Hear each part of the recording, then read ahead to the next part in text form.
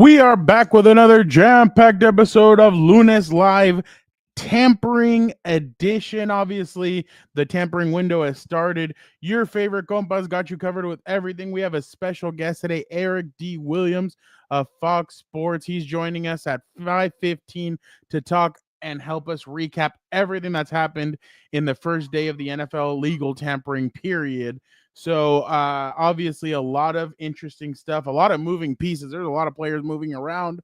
But yeah, should be an interesting, a very good episode. We have, like I said, Eric joining us. We have a bunch of other stuff going on.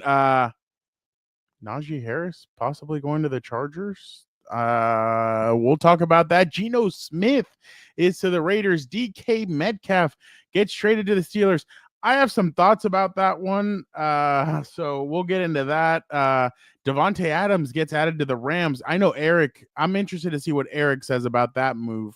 I know Dan will say that Eric will cheerlead anything that the Rams do, but we'll see what Eric has to say about that. But yeah, we'll get into it. But first, let's go with the intro. Compas on the beat. Let's get it. Let's go. Yeah. So where's Compas? Yeah, we are. There you go. There you go. Okay, all right. We got proof right there. Some guy that seems like he's asleep. Need you to wake up, Gilbert. There's a lot of energy. Come on, Gilbert. Let's go. Come on. Dan and Dago is at Moe's. I'll show you. I'll show you. I got it right. Okay, that's it. You guys, I am done with mine, but that's couldn't get better than a 2026 6th-round pick swap for a 7th-rounder. So Freaking love you, Chad. Hey, dude. Cool, man. Compas on the beat, man. Derwin James signing off, man. Watch Compas on the beat, man. Welcome to Compas on the Beat. I'm Fernando Ramirez. I cover the Chargers for the Sporting Tribune. With me is always, yeah, right, I wish. Still not here. We'll try and get him in here pretty soon. Oh my God, I'm going to be honest. That was a reactionary thing. I was going to say that Gilbert was here. He's still not, but that was actually pretty funny. Definitely appreciate everybody joining us. We will be joined in the next 6 minutes. We will have Eric D. Williams of Fox Sports jumping on and breaking down everything that's happening right now in the NFL. Very exciting time. Remember, this free agency class supposedly sucked, and a bunch of money's been shelled out. The Patriots, I think, have spent over $250 million in money. So a lot of teams are spending. A lot of teams are trying to get in there and build up their team. So definitely a very, very interesting time. I know on the Charger side of things, some Charger fans are not happy with the way everything has started when it comes to free agency for them. I know they have over 90 million in cap, but hey, Khalil Mack comes back. They bring back some other guys, Tierra Tart, J.K. Scott. So they brought some other guys back, and we'll see what happens with them moving forward. On the Rams side, of a lot of excitement, especially with Davante Adams being added, and Chef Ortiz is cooking while everybody else is eating. Boltillo's being positive right now, so we'll see. We'll see what happens moving. Guys, you guys, Charger fans, have to remember it's only day one. Like, let's relax a little bit. Let's see what these guys can do. I know obviously everybody's kind of talking about the offensive line, but Bradley Bozeman's still there. So is Trey Pipkins and Zion Johnson. That was a weak point of them, but we'll see what Joe Ortiz and Jim Harbaugh come up with. On the other side of things, the Rams have added Poona Ford from the Chargers, defensive tackle. Damn good player. He is going to be very good for them. He got paid long-term deal, 3-year deal. Davante Adams signs there. So the Rams are making some moves happen. And then the rest of the NFL, there's a lot of madness. Justin Fields is now a Jets quarterback. Aaron Rodgers could be heading to the Pittsburgh Steelers. A lot of stuff going on. But all right, before we have Eric come on, let's get the fellas in here and let's break down a little bit of what is going on before Eric joins us. So let's get into it.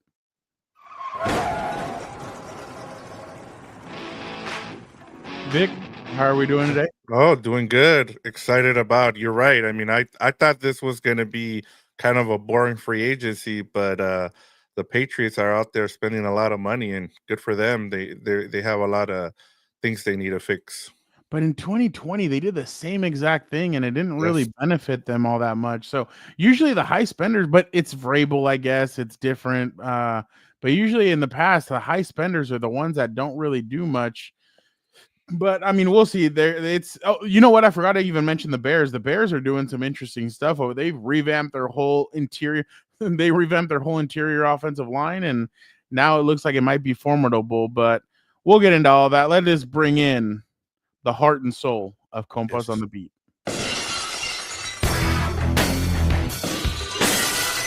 How in the hell is everybody on the first day of free agency or tampering or whatever this is? Dan, I think you were doing well, especially because there was some interesting stuff happening, and I'll take the hit for this one if we get flagged for it, I'll remove it. But Dan, did you see this? Don't do that. What is he doing? He's like a big justice. What in the world? Oh my God. Which one's Big Justice? The little kid. So stupid. Then you wonder why that place is just a circus. It'd be better just pulling out elephants and clowns and doing all this other juggling random stuff, dude. Have some lions in there. Get some lion tamers like the old days. I was listening to 710 LA here locally, and all of a sudden they popped up. I guess they were in studio, and I just turned it off at that point. I'm just like, the AEW people? It's just the boom. Yeah, boom, dude. They've been doing the rounds all week. Like they've been in LA all week. I've seen it's to get you in a trance now. They're trying to brainwash you into their crap. No, they were at the Lakers game, and I was just like, why are they were at the Kings game? And I'm like, is there a team I'm going to be able to root for? I hope the Chargers don't have them go. If not, I'm going to be pissed. I would love to see Dan and Dago with those guys. Like, boom, no boom. Thanks. No thanks. Would Dude, you do it's all just so. No, I wouldn't do it because it's so weird to me. You know who met them, Vic? Our British fellas. Oh yeah. They met them at the airport. Yeah, it was. And they got them to say whatever. I can't remember what their show's called. The franchise tag. They're like, the franchise tag gets 5 booms, boom, boom, boom. How stupid, dude! I can't believe that. My God, what a joke! And especially I understand where people are probably pissed about Logan Paul coming into wrestling, but he's actually good. He's like under 30. This guy's like a few years away from collecting Social Security, and the other one's a minor. Like, what are we talking about? What are they going to add to the show? Oh, dude, it's all a joke. It's all a joke. I don't get it. Yeah, Dan doesn't either. But obviously, like I said, a lot of stuff going on right now, and oh wow, Big Boom AJ says Big Justice, and the Rizzler are officially under AEW contract. That is so stupid. Yeah. So stupid. What a waste of money, dude. You go from being this independent, trying to be an ECW type to WWE, and then you just sell out and get a bunch of WWE rejects, and then you hire these weirdos to do whatever they're doing over there. Like, if that's going to help. I know Dan is excited for tonight. Guys, we're going to have Eric Williams on in about 2 minutes. You are not happy. I know. That's what Fran was telling me the whole time.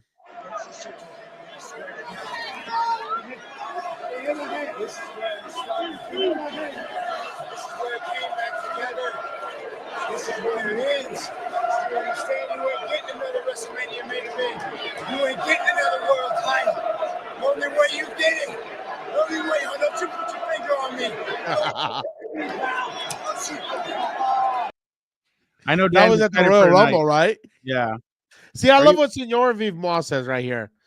This is exactly my thought. Trust Ortiz, not overpaying for mid talent. That's exactly been my thought. Oh, sure, Senor Viv Moss. Up. Hold on. Everybody, hold on now. We got the main event coming in. Dan, why don't you announce our? Hold on. Why don't you announce our guest? Now entering the legend himself, the Fox Sports reporter, the person who makes us stop in the most randomest Burger Kings to take a piss, Eric D. Williams!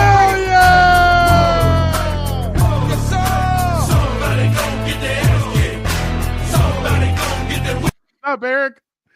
What's going on, fellas? Happy How you legal tampering period.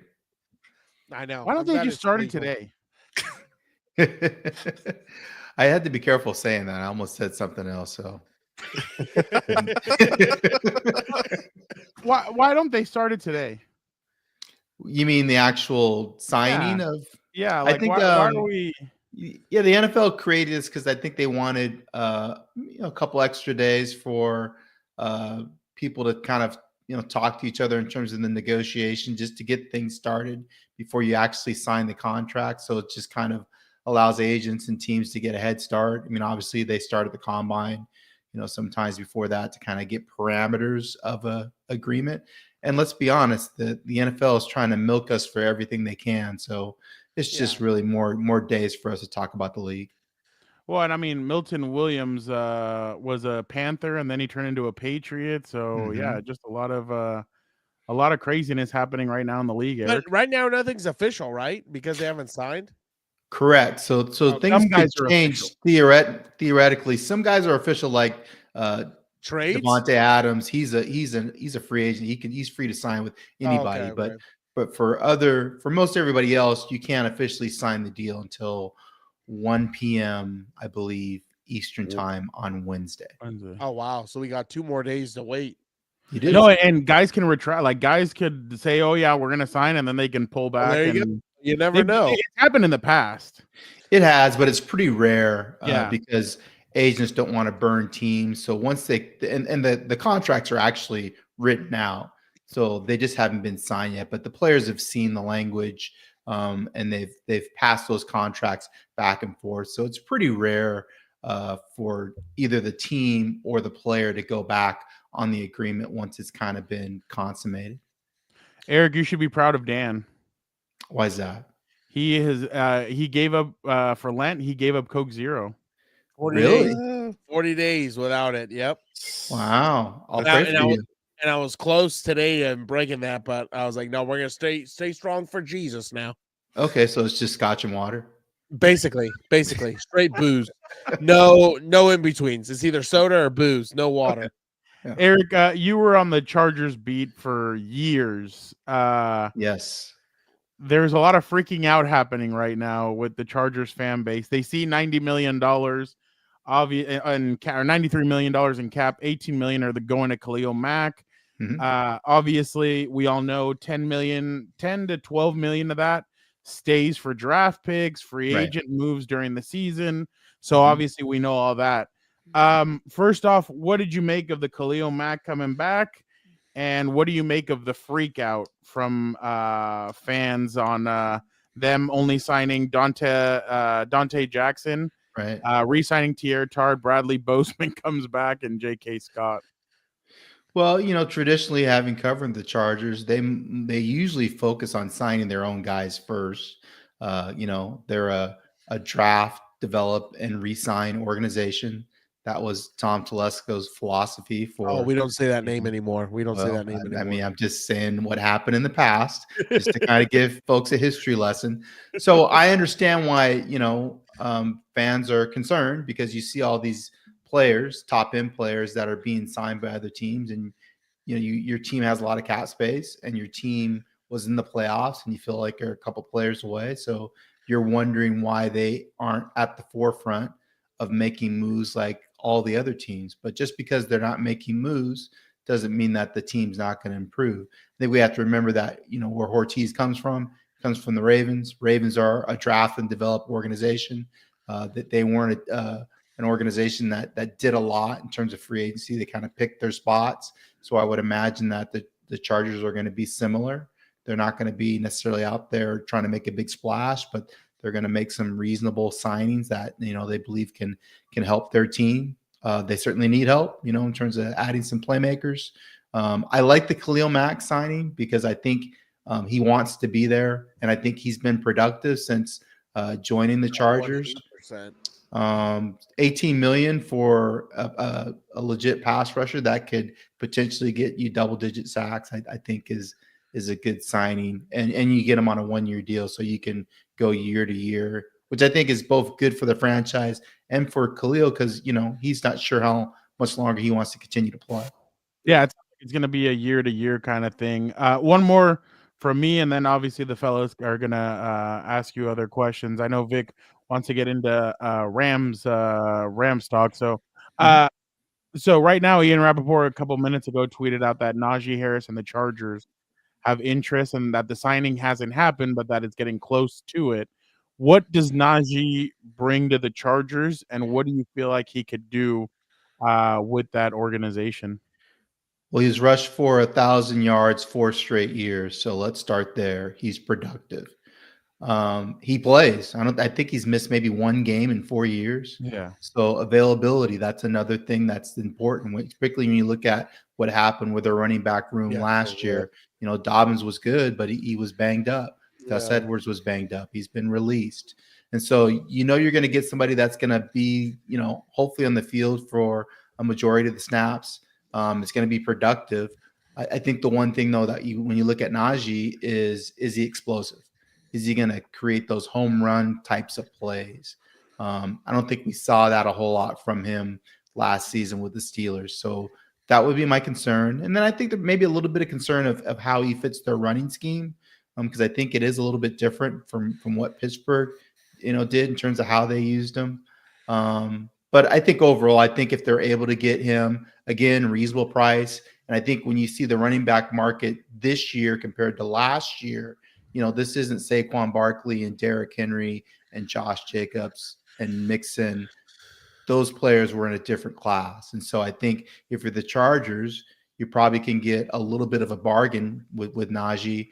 You know, I think Aaron Jones signed for 2 years, $20 million. I think Najee might sign for less than that. We'll see. But I think the running backs in this year's free agency class aren't going to be signing for the kind of money that the guys got last year. Dan, do you have any Chargers questions before? Yeah, the only thing I kind of wanted to say is, like, what do you think about the approach they're taking? Because personally, you know, I like the way they're not desperate, if that makes sense. You know, I thought between Davante and DK, trade for DK, because at least you're building for the future. But, like, in my opinion, this team isn't, you know, one player away from a championship. So, like, I am for, like, them being smart with the money, them being, because I saw there was can you just tell us what because what they need more than anything is offensive line play, I think, in my opinion, the inside three. I saw a few guards. I saw a center out there. That, Daniel. I know. I always keep it. I always. And we just put 10 offensive linemen and a quarterback out there, and it would be beautiful for me. It would be beautiful for me. One thing I do want to ask Lamar running behind 10. Lamar and Justin Fields, it'd be unstoppable. Yeah. But one thing I do want to ask you besides that, like, you know, I was kind of floating the idea today, you know, what if they bring in Cooper Kupp and Keenan Allen on team-friendly deals, something cheap? You know, you rotate them because none of them is going to last probably the full season. You reduce their load. You at least have guys who will catch the damn thing, that's for sure. So, I think you have to have somebody in the receiver room that runs a 4.40. I think that would be ideal. Somebody has to go deep, right? I mean, everybody can't run 5-yard stop routes. Oh, hey. So when I you feel like Keenan, like that, Keenan and Cooper are redundant in my opinion. They're both really good players, but I don't know if it would make sense to have both those guys on the roster. And maybe it makes more sense to have Keenan because, you know, Keenan works with Justin because they really have a great relationship. Exactly. So you think there's a good probability of that or no? I think it depends on Keenan and if he wants to come back or not and what the number is. I would imagine that Justin would like to have him back because he's comfortable throwing to him. Where do you think Cooper goes when he's released? It's hard to say. I think it depends on what Cooper and his family wants. You know, what they value. Do they value, you know, location and geography? Does he value winning? I mean, I'm sure he values winning, but are you going to value winning over money? I mean, he does have a Super Bowl ring already. So would he go to a place like Jacksonville that's rebuilding? Oh God! Yeah, I know. Good but if they throw money at him, I mean, I you know, it is a business. Yeah. I don't hate that. Or does he, you know, go to a place like Dallas where he could be a number 2, or Denver? Denver might make some sense. He could potentially look to go back to Seattle. You know, he's from Washington State. You know, Seattle got rid of DK and move on from Lockett. Yeah. They need a legit receiver, but Jackson Smith and Jigba's there. That's their slot. So how would he fit with that offense? So I think he's going to have opportunities. I just don't know what the money's going to be like. Eric, a question for Brett. A pressing question for Eric. Are there enough MILFs in Miami for Zach Wilson? The answer is yes. This is where a lot of people go to retire. So I think there's enough. Yeah. I there think you that's go. why he's going down there. The numbers are in his favor. That's right. Exactly. There Vic, or go ahead. Arizona. There or Arizona, I was gonna say. Eric, I was gonna ask you, just to start off with the Rams. I really liked their offseason. I thought they had some priorities that they needed to get done. So just your impressions of them getting Davante Adams. And then my second question is, for me, the bigger deal, I know Davante is going to be great for that offense, but getting Poona Ford, a run-stuffing defensive tackle, and taking him away from the Chargers, I think that's a bigger acquisition, I think, as you start off free agency if you're the Rams. Yeah, getting Poona's huge. I mean, we watched them against the Eagles. I mean, they really had trouble stopping the run, and that's Poona's specialty is kind of clogging up the middle. Poona, to me, reminds me a lot of Brandon Mebane and how he played nose tackle and his ability to force runs the other way and just be stout and be consistent up there because of his size. And that's something that the Rams were obviously lacking in the middle of their defense. So I know a couple people on social media were questioning how much money he got. I mean, $17 million, if it's over a 2-year deal, I mean, to me, that's not a lot for a defensive tackle. And this defensive tackle free agent class, a lot of guys are getting paid. So I thought it was a smart move by the Rams to pick him up. I can't remember if Giff was with the Chargers when Poona was there. No. Okay. Giff has been on the Rams. Giff was on the Rams last year. So Poona, that was his first year with the Chargers last year. Yeah. Okay.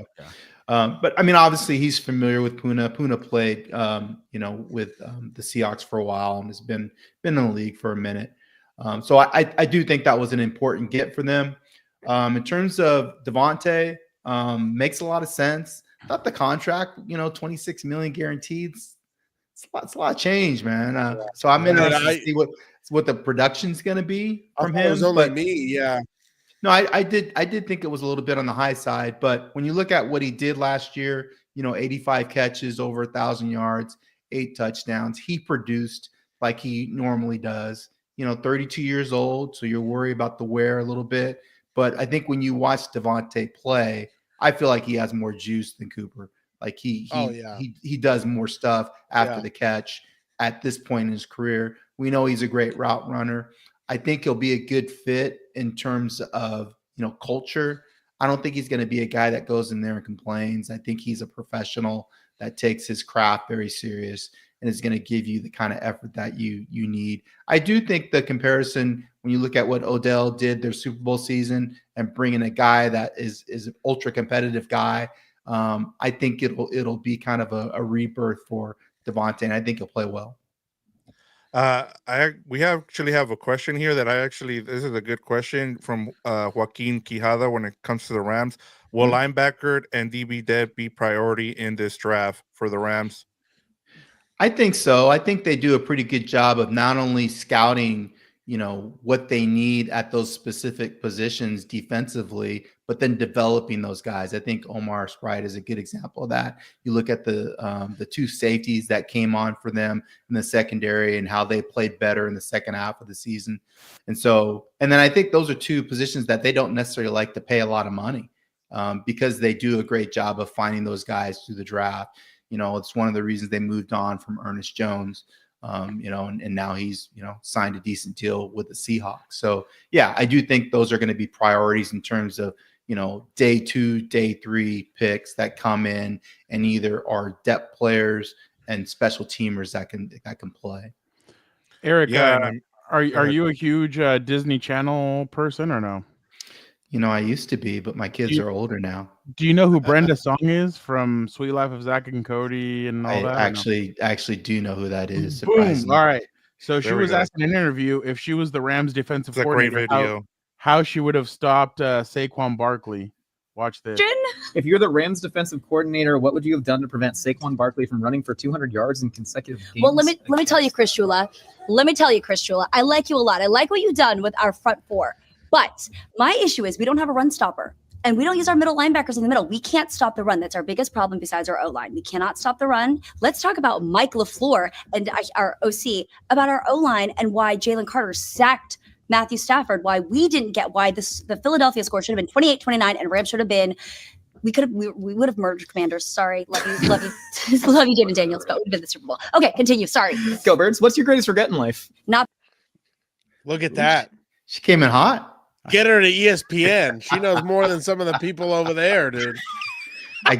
She probably likes the Luna Ford signing, then, huh? Some of those talking heads over there at ESPN. My God. What are you talking about, Dan? Oh, no. Hero. Gilberto's hero. I'll name drop. I don't care. I'll talk about it. I'll talk about it. It's no big deal to me. They're nothing that was to pretty me. good, hi, Eric. But I enjoyed that. She should have a Puna Ford jersey moving forward if that's She what was very detailed in her analysis. I There know. you go. Vic, sorry, you had some other stuff. No, I was gonna say that was a great pull because I reposted it and I was like, wow, I knew she was a big Laker fan and she knows her basketball, but that was pretty surprising of her. I was pretty shocked and I'm like, maybe she should do our job because she's really good at just in that little clip for about a minute. But my London, last question Tipton, and Dan and Dago take the NFL. Oh my God. Could you imagine? Yeah. I'd ask her all the time about the Prindle. Go ahead, Vic. Sorry. Just in terms of the Rams, what else do you expect them? I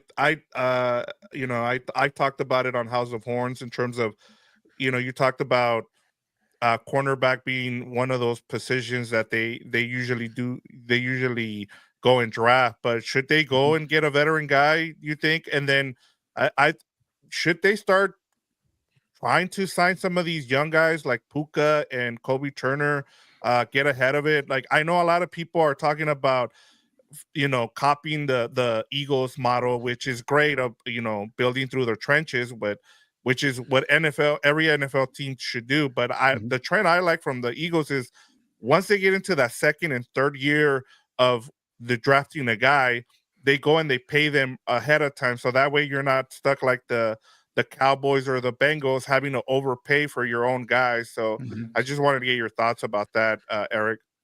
No, I agree. I think why wouldn't you want to follow the Eagles blueprint because it's been successful. So if you can get ahead on some of these contracts, whether it's, Puka, obviously Jared Verse is only going to his second year. Kobe's going to his third year. So maybe Kobe is a guy that you look at throwing some money at, early to get ahead of the curve there. I think it makes some sense.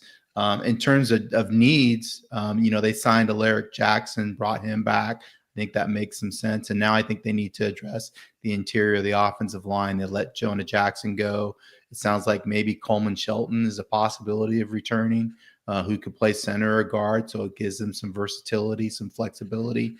I think they do need to continue to address the interior of the offensive line with Matthew Stafford because you want to keep him upright. So you got to protect him. I think they could also use a pass catching tight end. I think when you look at this year's draft, I think tight end is one of the stronger position groups. I don't think they're going to be in a position to get the guy from Penn State, Warren, but maybe Taylor from I think Notre Dame might make some sense later in the first round as a playmaking tight end. Give Stafford another piece out there that can go out there and make plays. So I think tight end, interior offensive line, cornerback would make some sense. Linebacker, you're always going to want to have, guys rotating in because they don't necessarily sign those guys to longer deals, and then continue to, replenish the defensive line. I mean, that was a strength for the Eagles. The Eagles lost a couple guys in free agency, but they have guys behind them that could come in and continue to fill the void. So I think that would make some sense as well. Let's do a little AFC West, NFC West, Eric. Oh, wait, one more thing I was going to add. I apologize, Fernando. Running back, Kyron Williams. I don't know if you re-sign him.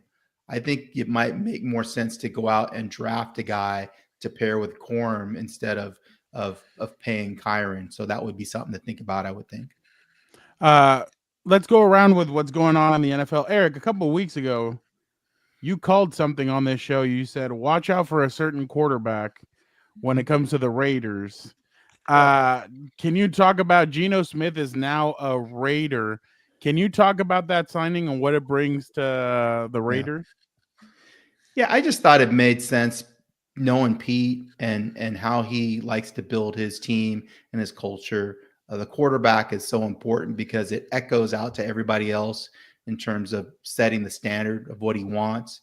And then I also knew that I didn't think the Seahawks were totally sold on bringing Geno back. I thought they liked him at a certain price, but Geno wanted more, and I think they were going to be willing to go there with him. And so when that happened, I was a little bit surprised because John Schneider lied to me once again. But that's the game, right? I mean, you can't necessarily believe what you hear at the combine. And so with Geno, they get a quarterback that can play right now and that can compete and give them an opportunity to chase these other teams in the AFC West. I'm interested to see what pieces they're going to add around Geno. They have some cap space, just like the Chargers. They need a receiver, to go with Myers and Bowers. They need a running back. So I'm interested if Genty's going to be the pick at 6, which would make some sense because Pete obviously wants to run the football. And then they signed Max Crosby to that huge deal.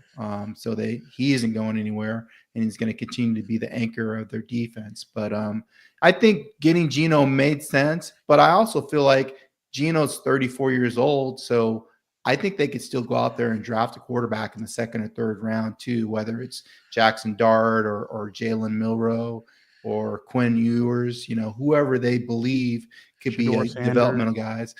I don't know if it's going to be Shedeur at 6. They're saying that he's going to drop off and be a 2nd round draft pick. He's not going to drop off. That would make sense to me, but that would be smart. I think Shedeur could play. I do. I think going back to, I wanted to talk first about the Raiders in this trade. Okay. Which, you were talking about them being competitive. They're going to see these taillights all season. I don't know what to tell you. They could revive Marcus Allen, Jerry Rice, and put him out there. Geno's not. Are we getting capital J journalism, Dan, here? Exactly. Geno's not going to do anything. I'm not worried. I'm unbiased. I don't know if you know this, but Geno's not going to do anything. I'm not even worried. But going back to the Shedeur thing, I would steer clear just because, again, I think that's going to be a nightmare wherever he goes.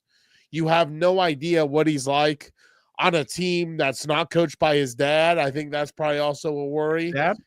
And his daddy. His football daddy is also his real daddy. But I just think it's not a good idea, dude. You don't know. There's more unknowns than knowns with him. He might be a good player and everything else, but from his interviews, from things I've seen, and mind you, I've never sat with him. I don't know him, so I get that. But, I would steer clear because, again, you're not only going to have him talking about it, you're going to have Deion talking about it. You're going to have the cameraman, Deion Sanders Jr., talking about it. Pretty soon, you're going to have the boomstick guy, Shiloh, talking about it also because who knows if he's going to make it out there. So I would hope to God whatever team ends up picking him in the end, their PR staff's going to need a raise, dude. I would say this about Sanders. I think you have to separate what he's doing in front of the camera from the player himself. I mean, he's been raised in the game and coached by his dad, who's a Hall of Famer. Yeah, so this guy knows how to work.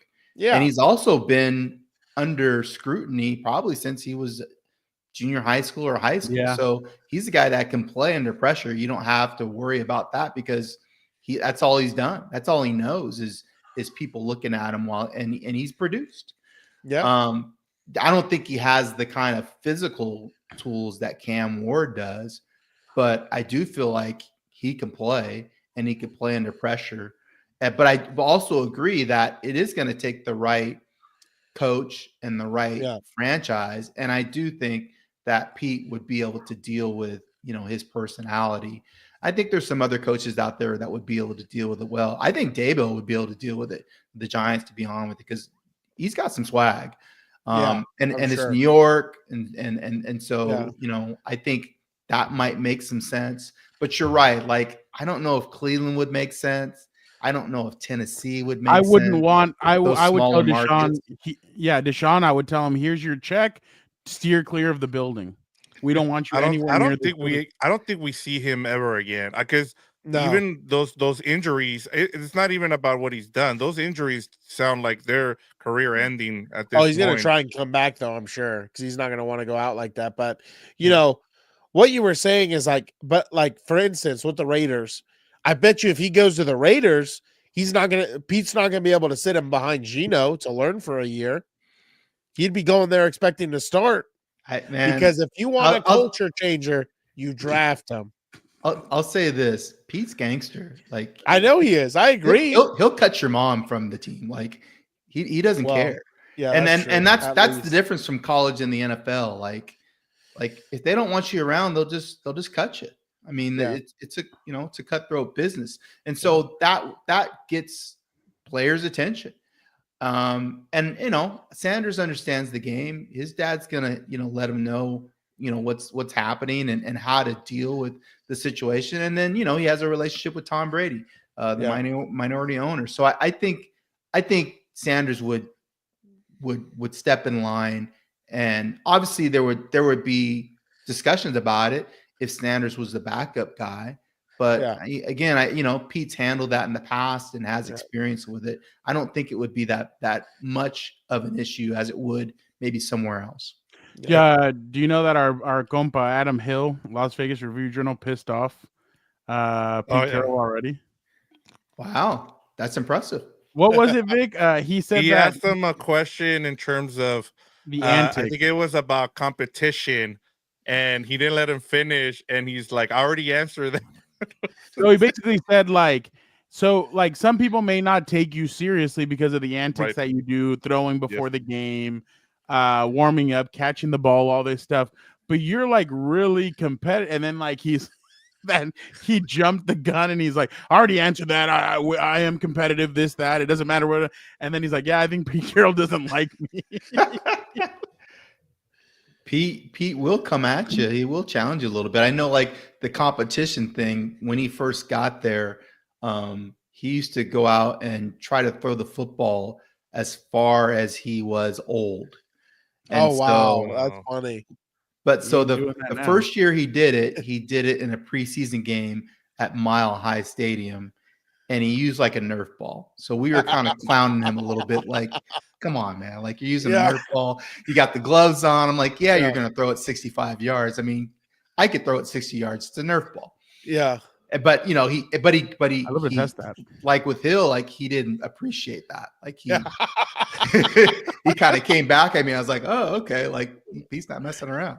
So I could see him doing that. Dude, you see how hard he chooses bubble gum? Like, my God, that's probably to prevent him from killing people. Yeah, exactly.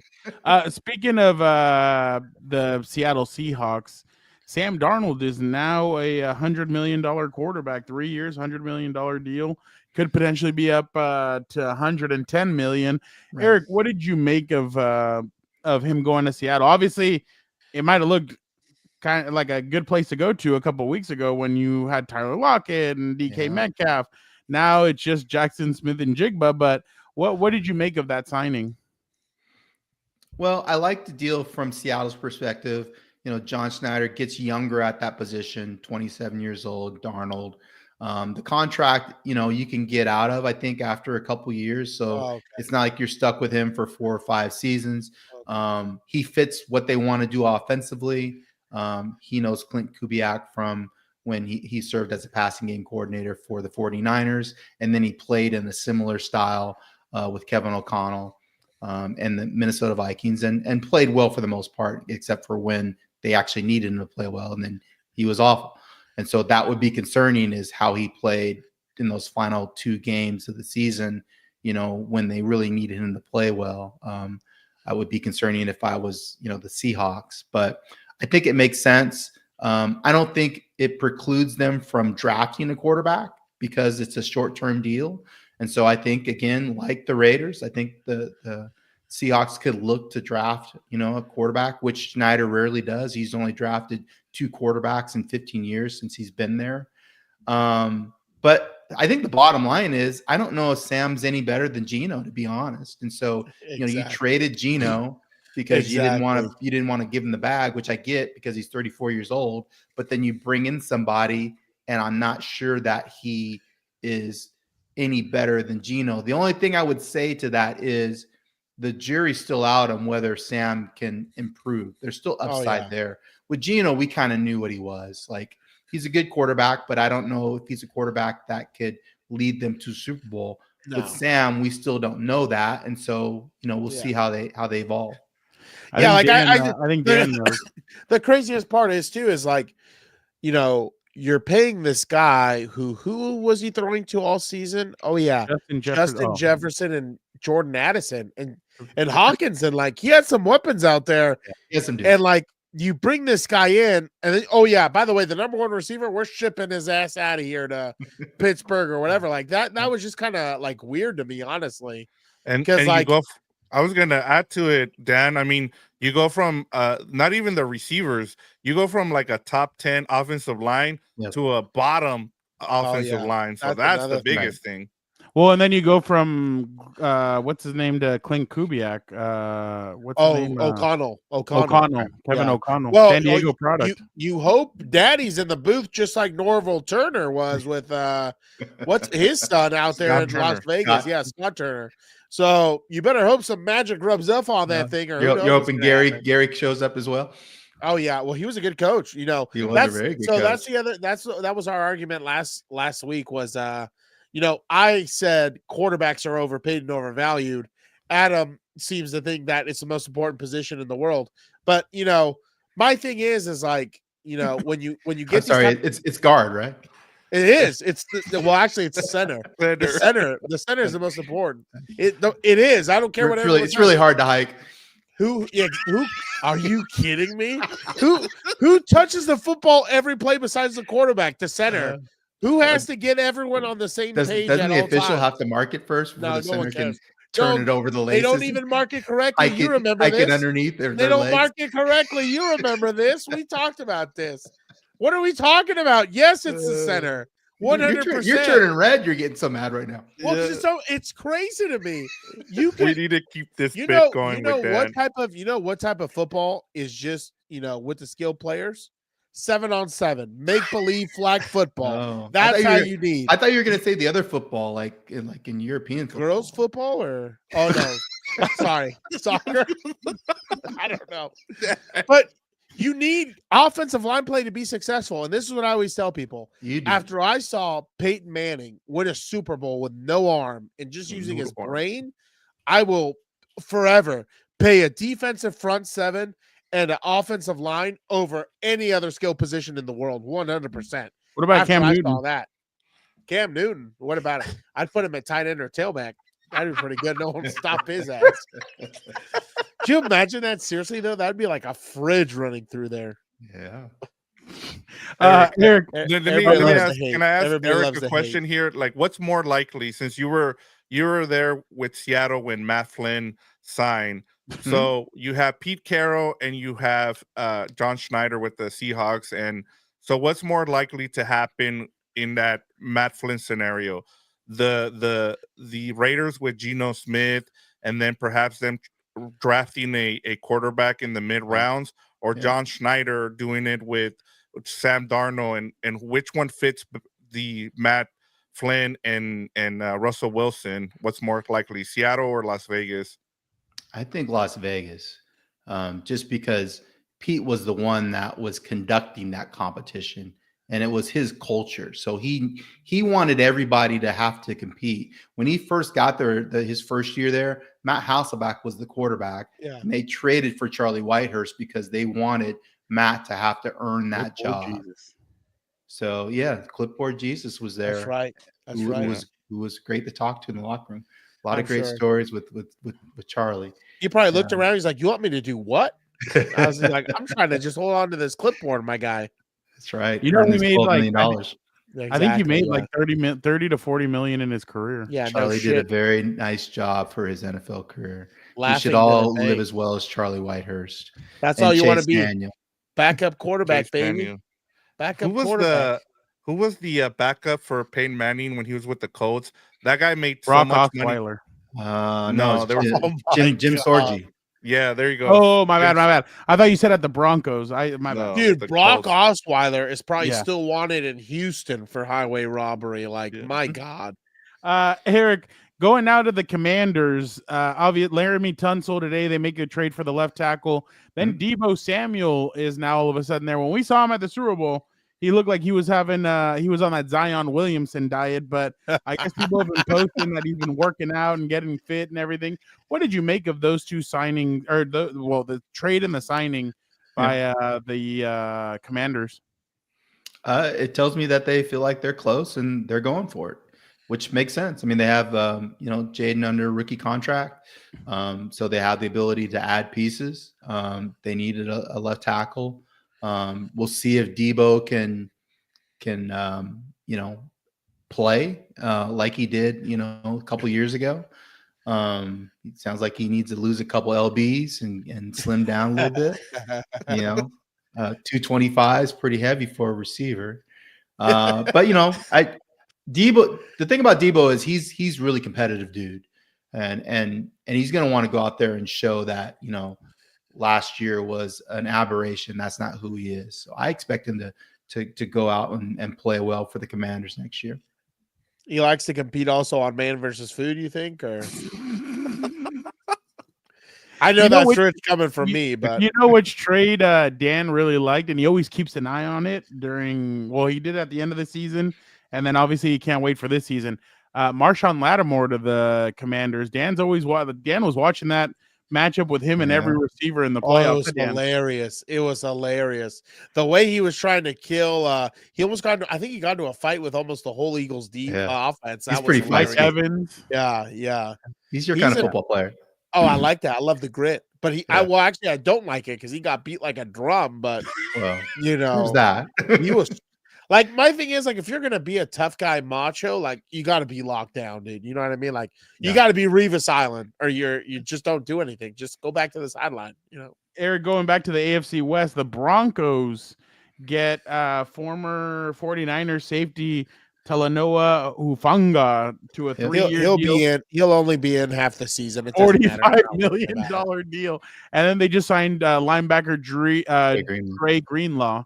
Yeah. What did you make of those two moves by the Broncos? Well, I think it's exactly what Daniel said. I like both those players, but both those players struggled to stay on the field last year. With Hufanga, it's been the last couple years.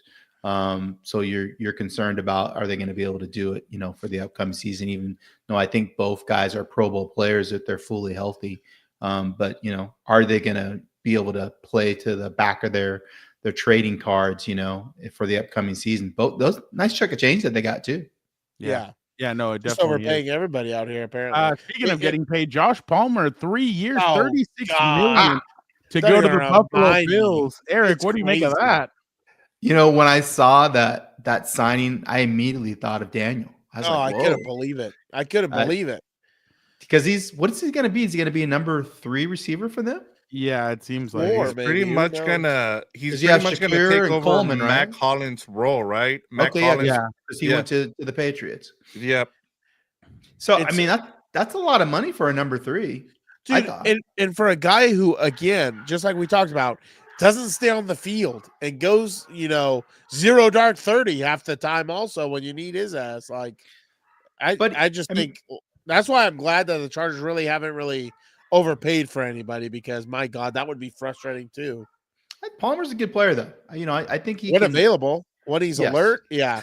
Well, when he's available, he's the guy that can go out there and make plays in critical situations. We've seen him make plays. I agree. Don't get me wrong. I agree. I think he's solid, but like, there's a lot of times either it's not available or you record 0 catches, and like for $36 million, what is that a year frown? Like over 10 or whatever. Well, like, I'm not a great math magician, but like that to me is a lot. I don't know what the guarantee was.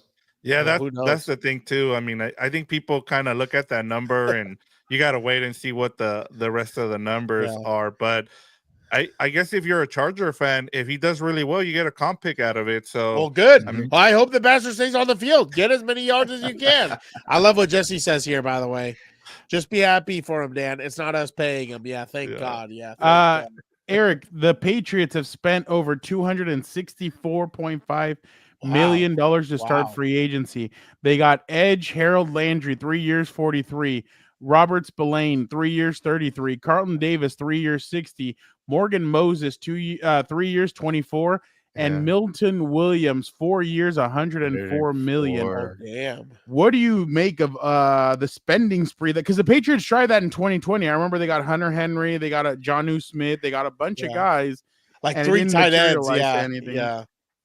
I think we have a new Super Bowl favorite here. I think that's Mike Vrabel going to coach him up. I like that. Well, it was powdered blue or like light blue. No, the logo.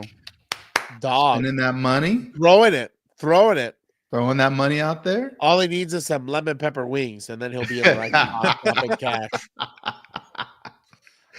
Lemon pepper wings, yeah, I feel you on that. I mean, until you see him on the field, because like to me, Milton Williams wasn't even a starter on that defense.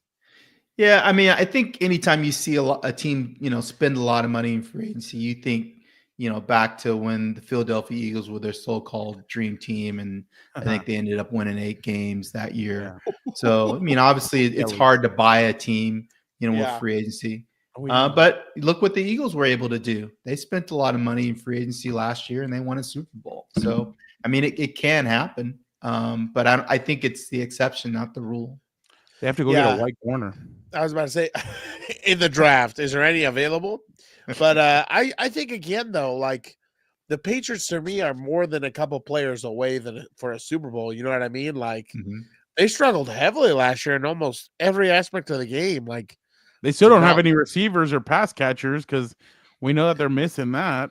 Well, according to Daniel, they don't need any. So they don't. If you run the football correctly, you won't need them. Like run the football. Did we forget who Peyton Manning had in that Super Bowl? Demaryius Thomas. Well, this is when he was good. What was his name? The tight end, Julius something. Julius Thomas.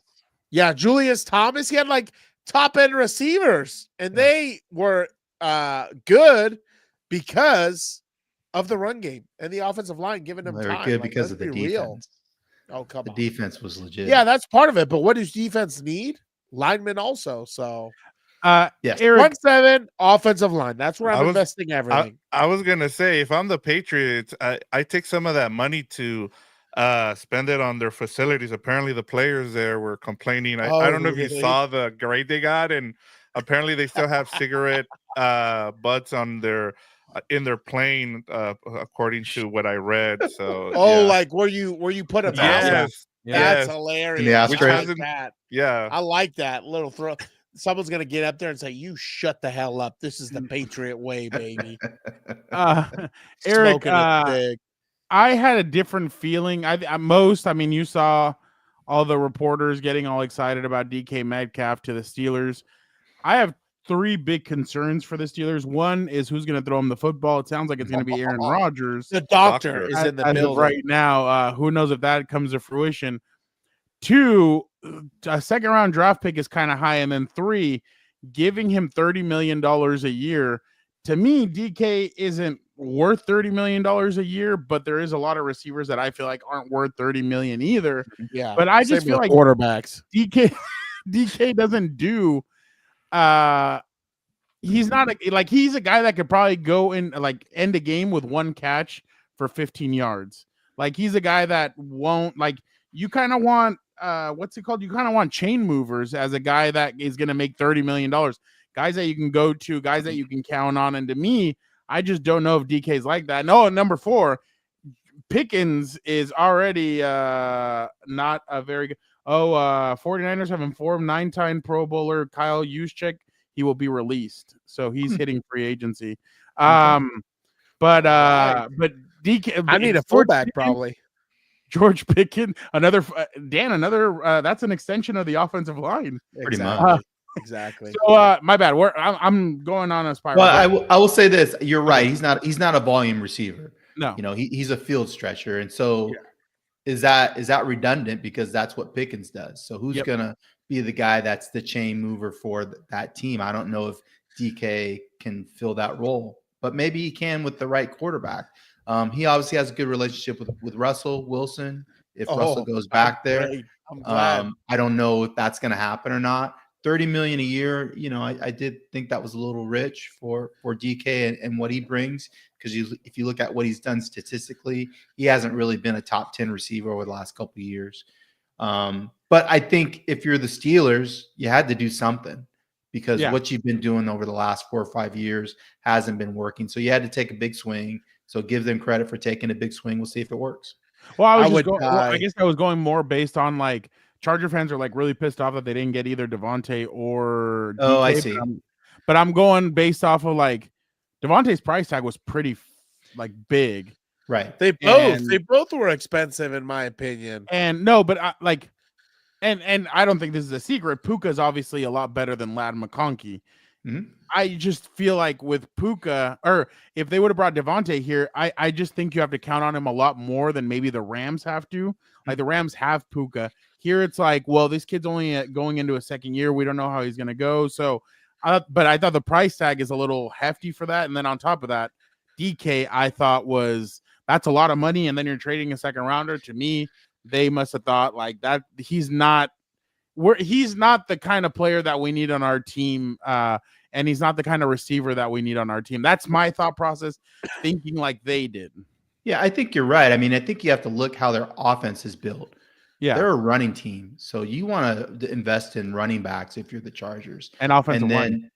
And offensive line, and then the receivers are just kind of complementary pieces to their engine, which is a big back that can run it 20, 25 times. When Harbaugh was with the Niners, their best receiver was Crabtree. Yeah. Crabtree's a good receiver, but he wasn't a guy you're going to pay $30 million a year. And so I think you're looking for who's going to be the Chargers' Michael Crabtree, who's a guy that has that kind of skill set. And you look at Crabtree, he's 6'2", 220 pounds.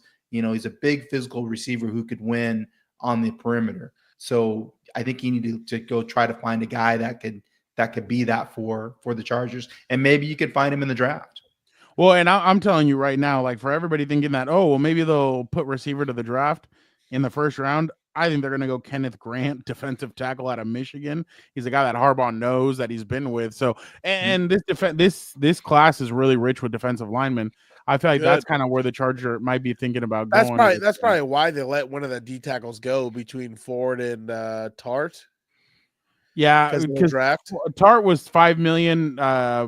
Puna was, and that's a 3-year deal. Who knows if the Chargers were trying to give him 3 years and $30 million. The other thing I was going to ask you too, when they reach out, they have to reach out to agents also for price tags now. Yeah, they're having those conversations. So that makes sense. That's probably why they were like, "We're not going to do this, dude. We're not paying this guy $30 million. Are you kidding me?" Because then, Eric, we need to ask the most important question: what he's seeing he's a jolly good fellow in the locker room and high five people? Who knows, dude? Who knows? I don't know. Maybe he has a good singing voice. I don't know. But Keenan Allen has a nice singing voice. He does. Bring him home. That's what I'm saying. Bring him home, dude. Just bring him home. Like, especially for cheap, though. I'm not trying to pay this guy either. Well, how do you feel about you guys? Go ahead. Go ahead. No, I was just going to ask you guys just quickly because you guys brought up Keenan Allen, and then I thought about Cooper Kupp, and you guys were having that conversation about DK Metcalf and George Pickens.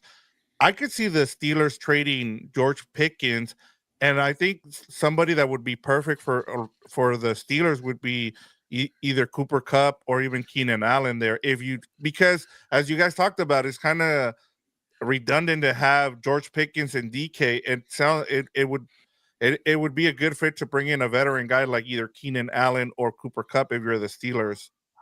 No, I think that makes a lot of sense. I mean, they already have Van Jefferson on their roster, and Cooper does a lot of the same things that Van does, but I think he does it better. And, Van has had injury issues in his past as well. So it would make a lot of sense, I think, to add somebody like Cooper or Keenan to work the middle of the field and be a guy that can move the chains for Pittsburgh. Keenan's coming home. I feel it in my bones. Let him come home. We shall see. Just come for cheap. I just wonder who's gonna like the last time that the Steelers traded a receiver, it looks like they fleeced. Who was it? Carolina? Because Deontay Johnson. No, it didn't was do- Miami. It was the kid from Canada. No, was Chase it from Notre Dame. No, I meant traded too. Oh, okay. Like remember they traded Deontay Johnson to the Carolina Panthers? Right. Oh yeah. Yeah, Even so before he that, was didn't Yeah, he was a shitbird there. He went to the Ravens, and he went to Houston, then he went back to the Ravens. Shitbird. And now it's like, well, what do you like? I don't know if I would want to trade for George Pickens, especially after I saw what game was it? The Christmas game where he's getting into a fight. Like the ball's in the air and he's in the end zone getting into a fight with quarterback and not even looking back or anything. Oh, no, it was against Cincinnati, I think. Worse was his comments of throw me the ball, I'm open, and then he had like 5 drops in a game, like against Cincinnati. And they then were him wide open. And then him naming Russell Wilson the starter before the coach does. Oh my god! So I just don't know, Eric. How I'm sure there'll be a market for him, but I just don't know who's gonna really want to have a guy like that on their team. Pete will take him. Oh my god! More people to not get the football too. That's fine with me. It doesn't matter. Geno's not gonna get it there. We saw what he did in Seattle. Drew Lock came in. You saying Geno can't throw?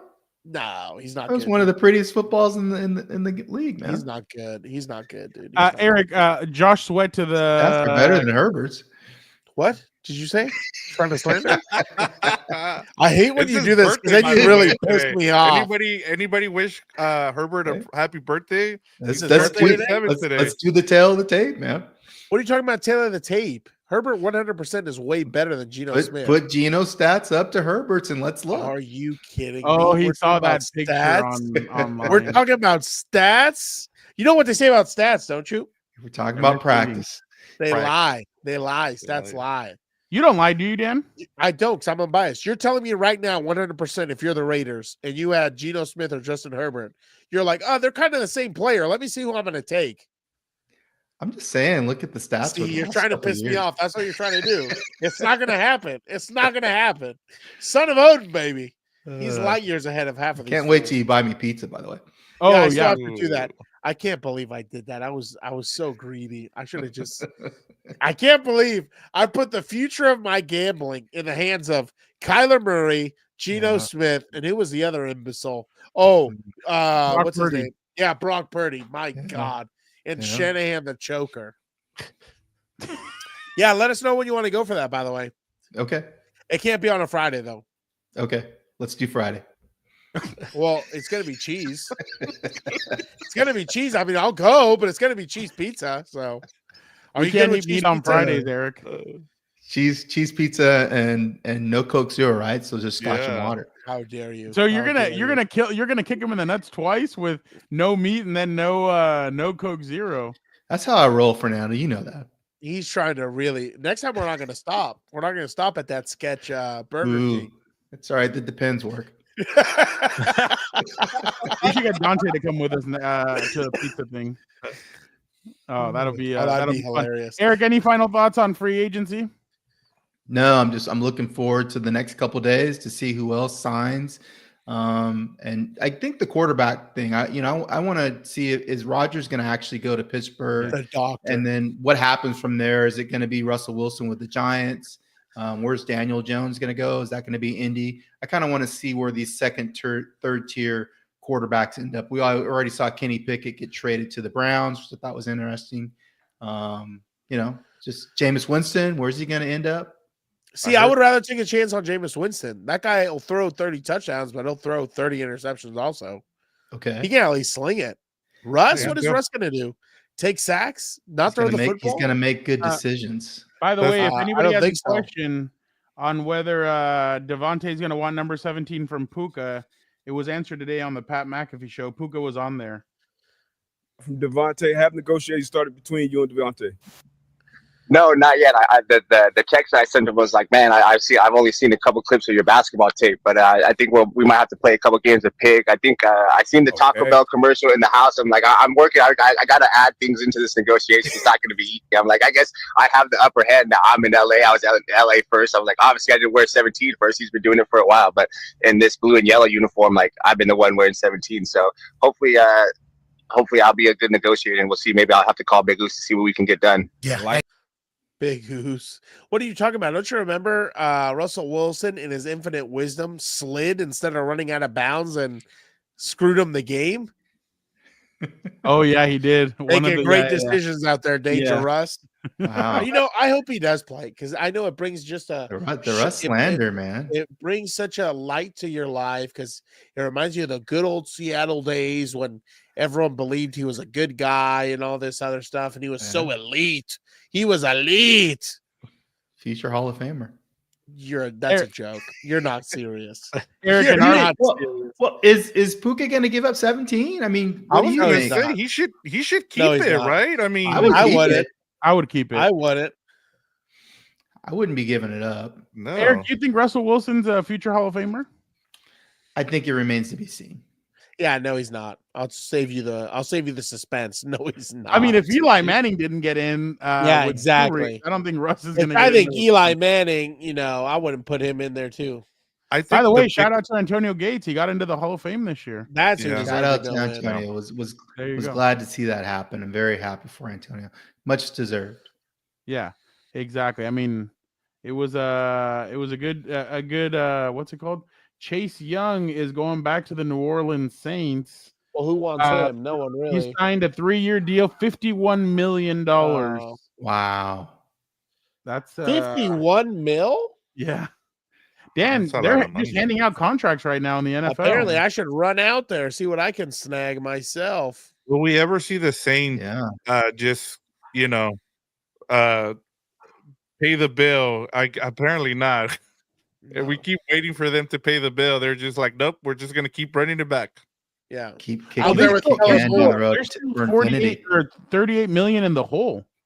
It's So crazy. they have to clear that before Wednesday. We'll see how they do it. Eric, sorry for keeping you so long. We definitely appreciate you jumping on. You know we love you. You are the best. And I think next week we'll go get that pizza with Dan. Exactly. Just a Okay. day I can have meat. Next Thursday. There you Okay. go. Next Friday, I'm all for it. I look forward to it. You want And, cheese pizza? Thanks again for having me. I If guess you we can do it want- on Thursday. Thursday's fine. Yeah, there you go. It's off season anyway. What are you talking about? Thursday works. There you go. There you go. We could talk about your secret national writer meetings that no one knows about except me. We could talk about Danger Russ and the good old days out in Seattle. I'm making my list, Dan. There you go. Good, good. Then we'll talk Yeah. about the good old San Diego days. I love those. Those are my favorite. Yeah, we definitely will be. Oh, talking speaking about of which, that. Eric, before you leave, I do have something to show you. I'm sorry. My I'm bad, sorry. Eric. Sorry. I'm sorry, Eric. Eric, did you see this picture today? No. That's awesome. I love it. Oh wow, dude, he's completely changed since 2021 when they hired him to now. So is he like a Bundy guy? He changes his appearance every time, or Easy there, buddy. allegedly? I didn't say he hurt anybody. I'm just saying. I thought you were going That's, to show me a picture of Mike McCoy, so I'm glad it was Taylor. Oh, No, he no, just no. got hired too. I think somewhere. The Tennessee Titans. Oh Yes. yeah, that's right. Dude, Eric said when the Chargers play the Titans out there, he might have to make a trip out. that's a job I would pay money not to ever get fired from. Coaching in National Football League in Nashville, I would be in heaven, dude. It would be Yeah, amazing. you'd never leave. I'd never leave. I'd say to the next incoming, I will be loyal. Just keep me. I'm Hot good. chicken and zero Coke Zero. That's It'd be it. beautiful. And country music, whiskey to flow, whiskey river flowing, never stops. The what do they call it? The Vegas of the East or something like that, or the South? The Vegas of the South. Something like that.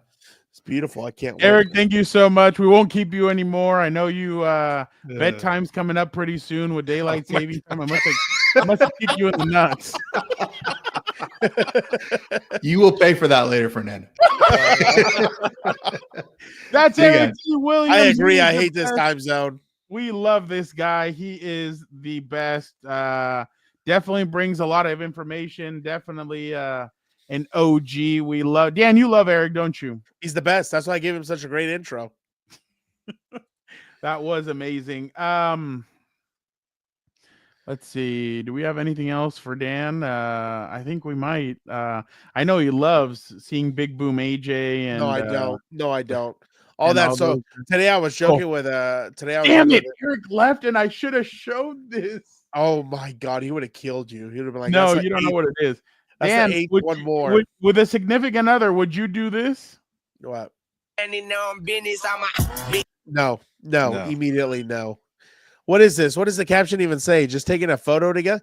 Oh, where the other person's no. That is wow, that guy, things I'd like to say, but I can't. Wow.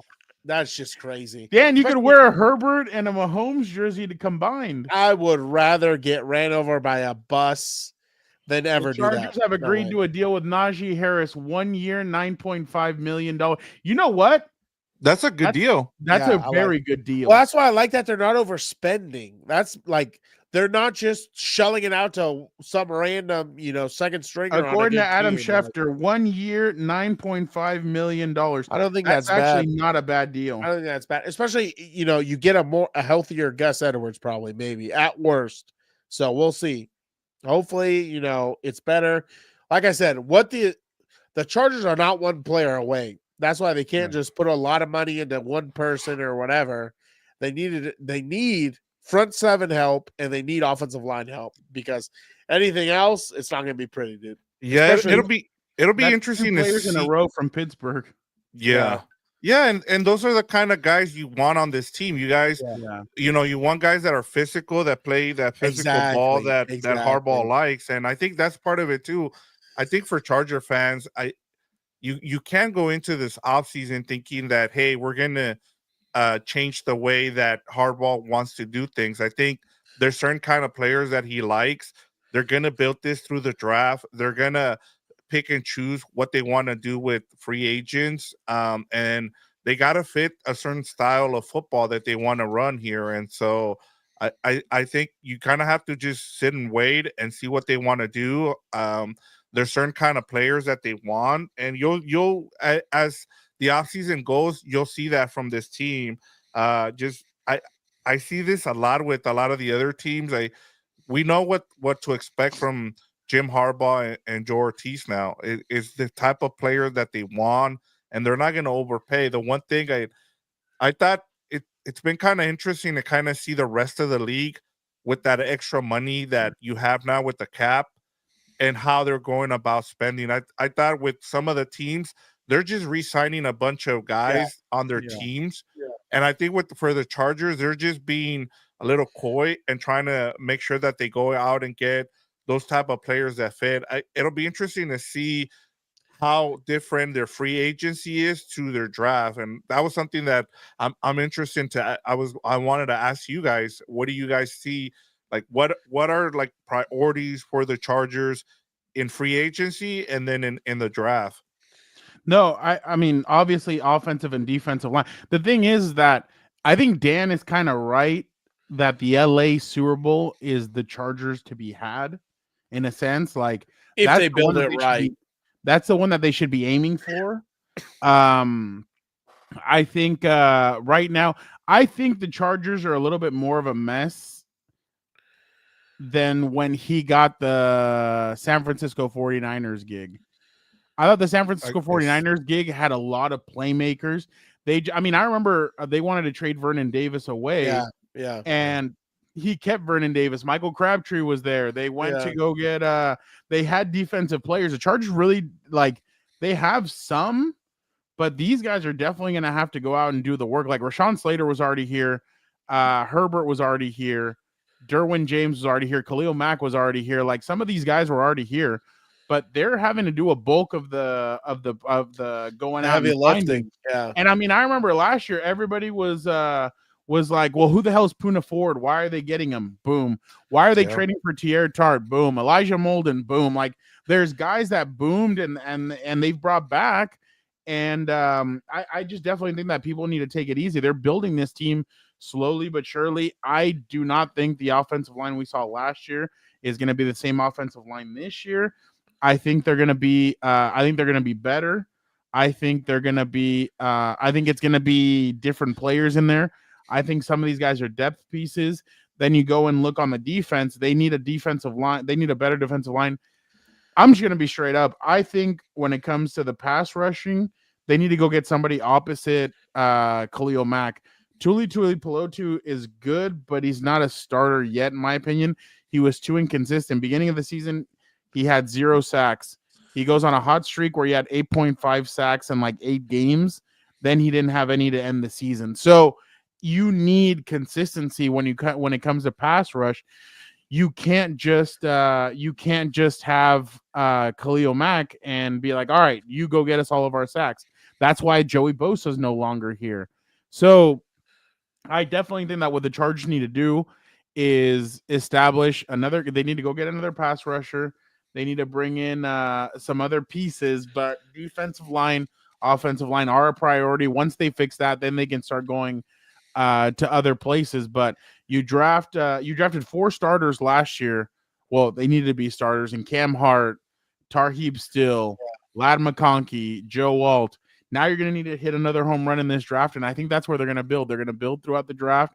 They're going to go get players, and then ultimately I think that's going to be their piece. But I thought maybe this was going to be a 3-year deal, and the fact that it's only a 1 year to see what Najee really has, I think that's smart by Harbaugh and by Joe Ortiz.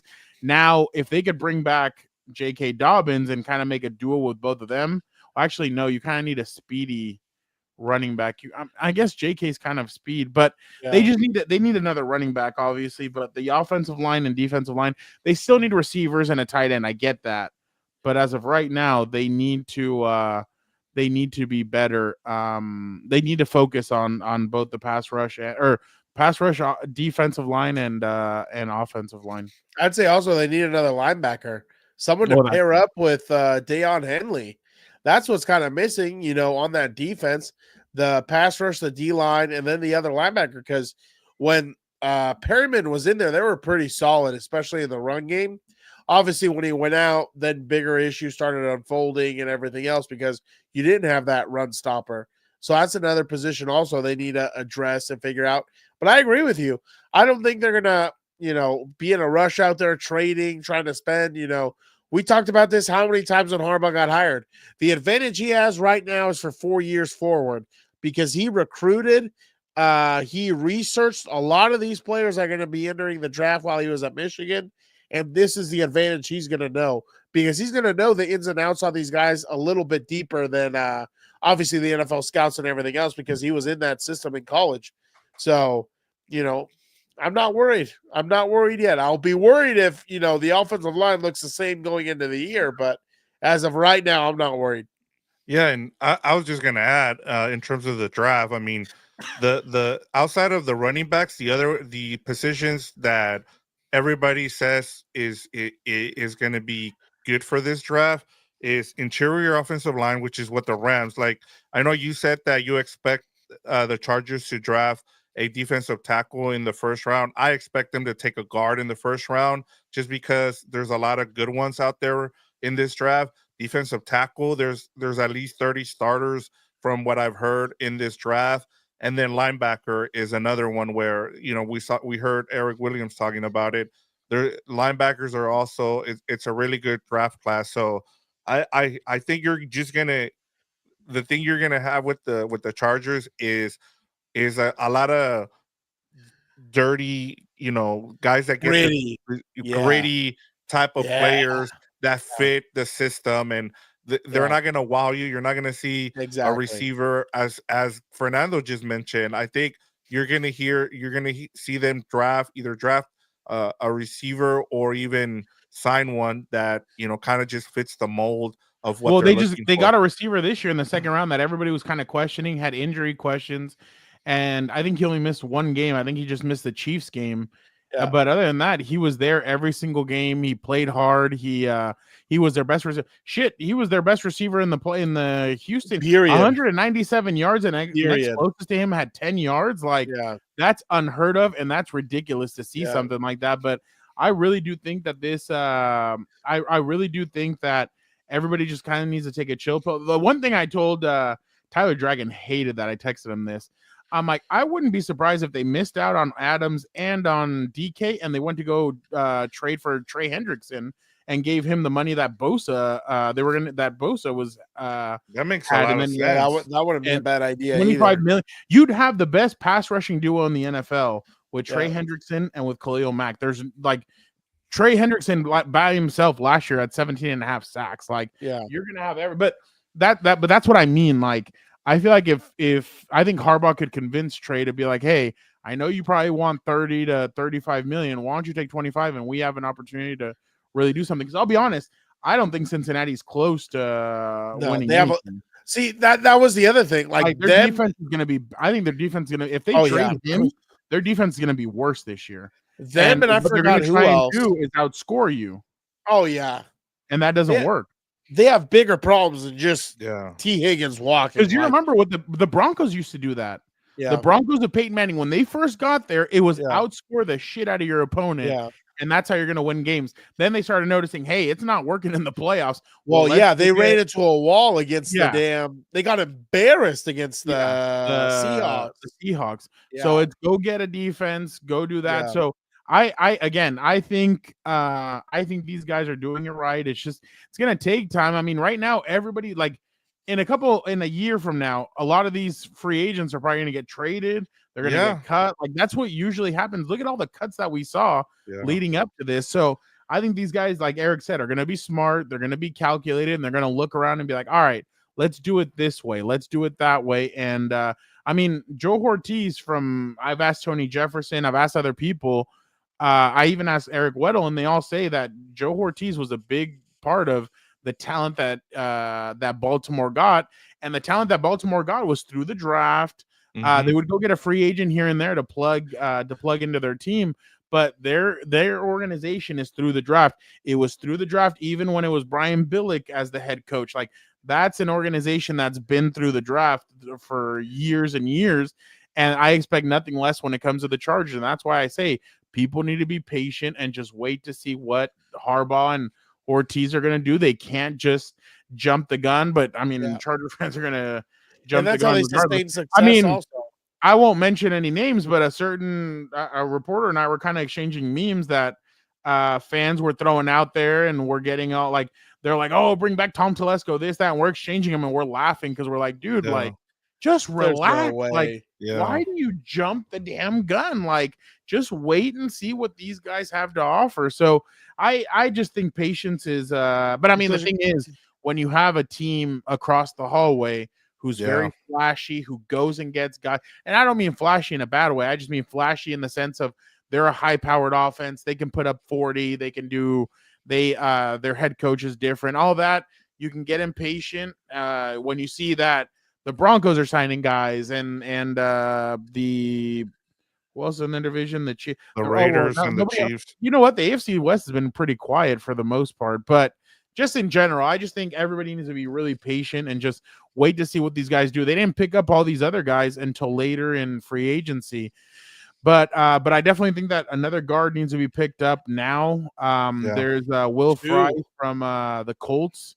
I think they're going to draft one. So, and then obviously a center would be nice, but Ryan Kelly already went to the. That's who I thought they might go after was Ryan Kelly. So. I think the Raiders guy makes a lot of sense. The old Raider Andre. Andre James. Yeah. He went to UCLA down the street. But I mean, to your point there, I think too, like, and I always remind this to Gilbert whenever we're on House of Horns and people talk about, like the Rams just won the Super Bowl a few years ago, but you're not competing with the Chargers, and the Chargers aren't competing with Raiders. Speaking of Gilbert, you're not competing with, with the Chargers, and you're not and the Rams aren't competing with the Chargers, and the Chargers aren't competing with the Rams. You're competing for LA here. I mean, you've seen what the Dodgers, you've seen what the Lakers are doing, like, and so that's part of the why people are kind of freaking out in a little bit is because they want to see those splash signings, and as you said, and part of what you like about the Ravens model too, Fernando and Dan, is that they don't just draft the best player available. They'll draft even if, like, let's say, well, look, we have a position that we're strong at. We're still gonna draft the best player, and we're gonna build them through our culture, and they've always done that with the Ravens, and that's why that model works. Yeah, no, I completely agree. It's sustainable too, because Yes. like with free agents, they come and go. You know what I mean? Like, but usually the draft guys are the ones that'll be there a little bit longer. So you hope if they're good. Well, and a lot of people thought that the Rams were going to be down and out for years because Yeah, of all the no. backtracking of contracts. Yeah, no. But Les Snead and Sean McVay have drafted well. They To don't even their go to credit. the damn draft or to the draft combine. They just stay their ass home. But they've drafted well. They've gotten players, and now if you look, they probably have one of the scariest front fours in the NFL. With Kobe Turner and Fisk and Puna Ford and I can't remember who the other guy Jared is. Verse and Jared Byron Verse. Young. There you go. Yeah, exactly. So they have a bunch of guys on there that if you draft well, I mean, stuff is going to happen for you. So the Chargers just kind of they're going to stay patient. They're going to do what they do. The good thing is though is that I mean I have heard in the past that some people, some coaches kept an eye on social media and stuff. I can tell you that these they don't even know what it is. Head coach and these coaches could give a rat's ass. They don't know what it is about what's on social media. They don't care about that. All they care about is doing the best that they can and going out there and putting in the work. So there's nothing that Charger fans can be mad at when it comes to that. And like I said, it's only the first day at tampering. The thing is, you got the Christmas Eve yesterday, and everybody's like, well, where the hell are our Charger fans are like, where are our toys? Like, why yesterday there was Christmas Eve? Some of our friends got toys, and today's Christmas Day. And we haven't gotten our toys, so where are they? So just slowly but surely, just stick to the plan. And again, it's like Gilbert and I have been really preaching since he got hired. Like last year in the draft, remember everybody was freaking out. Why would you go get Joe Alt and not Malik Neighbors? Well, there's a reason why. They need to keep that guy upright, and they decided to go offensive line. So everybody just needs to take a deep breath and keep going with it. So yeah, we'll see what continues to shake out. But guys, this week, Wednesday, we will be having a special edition of Compas on the Beat. We'll be jumping on right around 5:00, the same as today. And Tyler Dragon will be joining us, and we'll be talking to him about free agency, whatever happens in the next 48 hours. We'll be discussing with him. We'll be breaking down everything going on in the NFL. I know he's going to give me shit and start talking about stuff in the NFL, but I got some stuff for him because I told him. I want to ask him about the Lakers. I know you had told me about the whole Luka trade, so I want to ask him about that. We'll get into it with everything. But are you guys sharing that last comment, or no? Oh, Ortiz has stacks of cash. He's sniffing the clearance sale at the TJ Maxx. I'll go Jams Army. Just relax, breathe. It's all good. What did Aaron Rodgers say? RELAX. Relax. I can't wait to see him in a Steelers uniform. Where's the doctor going? I know. But guys, so make sure you guys hit the notification button again. Wednesday, 5 p.m. The three of us will be jumping on with Tyler Dragon. We'll get his thoughts on everything. I'm even going to ask him about the Super Bowl because, Dan, I got laughed at media night because I said something was going to happen in the game, and I don't think he laughed anymore. I don't think he laughed anymore. I know.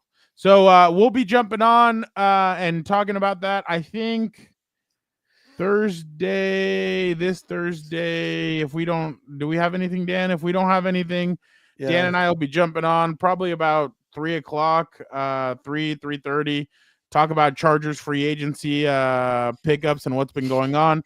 Vic, if you need me for House of Horns, I can jump on later around 5 or 5:15 or whatever you want to do, and we'll do Rams. So yeah, you're going to be seeing a lot of us this week. Again, free agency, and then next week we'll be going back to the regular Lunes Live and Lunes Live / 4 Compas, and we'll see who the co-host is next week. I may have something interesting up my sleeve. We'll see what happens there. But again, thank you guys so much for checking out another edition of Compas on the Beat. We're only supposed to go an hour and 15, but we went an hour and 30 because of the breaking news of Najee Harris becoming a Los Angeles Charger. That'll be very interesting. Again, Thank you to Eric Williams. Thank you to Vic, the producer. Thank you to Dan.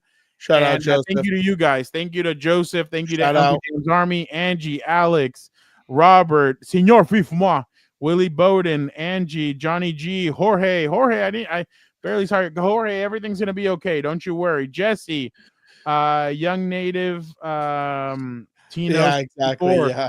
Voltio, Ryan Merkel, Joaquin Quijada. Thank you so much. C Knox, Cooper Rubio. You know what? If somebody had a like really crazy name on here, I would just read it right now. I'm like, what's his name? Charles Barkley. Yeah. Gerardo Cardenas, like, Brett Gardner. You're like, Yeah, I'm a dumbass. Angel Sauced, Angel, thank you so much, Angel. Everybody else, Jay Alvarez, King Rye, all you guys, thank you guys so much. You guys are the best. Robert D, you guys are the best. Appreciate you guys so much. But for the time being, we're gonna get out of here. Dan, why don't you get us out of here? Yeah, compa, telecompa. Shout out to all of you. Have a great rest of your week, and